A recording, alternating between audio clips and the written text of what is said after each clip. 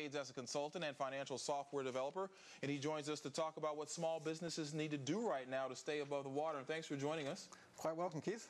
How are the struggles for small businesses different than those being faced by larger companies during these tough economic times?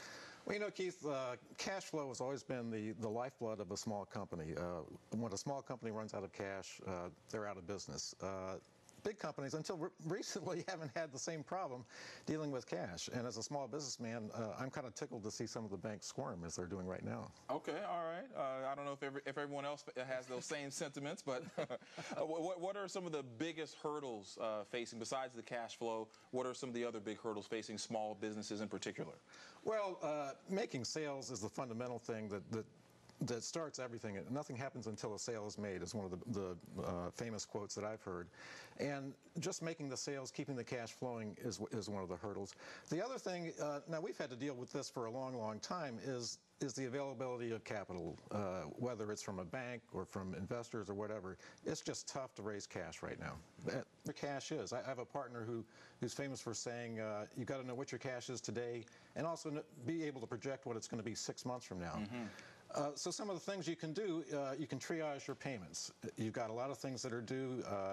You pay the most important ones sooner than others. You may split payments into multiple pieces. Sometimes creditors will be happy just to see anything. On the other side, helping cash to come in, one of the things that you need to do is to make sure some fundamentals, invoice early and often. Mm-hmm. If you're typically 7 days late getting the invoice out, well, that's 7 days you have to wait to get your money. So that's a fundamental thing. And then make the calls. Make sure that you collect your receivables in a timely fashion.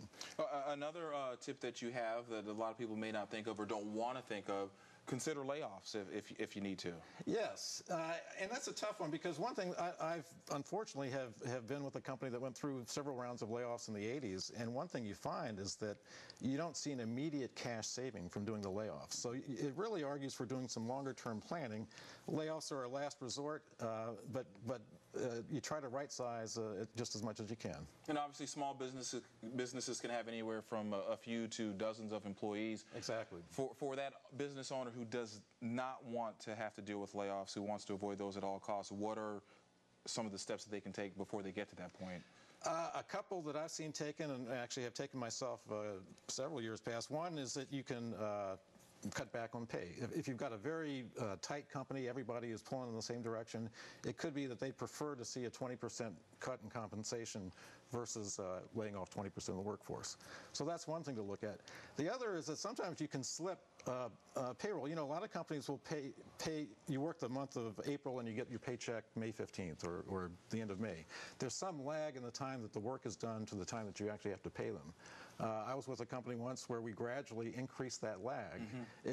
You know, a day at a time, but after the course of a few months, it was enough to significantly affect the outcome of that company. Last quick question for you. For someone who may be thinking about starting a small business right now, would you suggest it or stay away for the time being? I would absolutely suggest it. I mean, there's so many non-cash benefits from being in business for yourself. The time to do it is when the fire's in your belly, not when you can afford to do it. Just like having kids. Okay. All right. Rusty Luhring, thanks for joining us this morning. All right. Thank you, Keith. Back to you. Keith, thank you.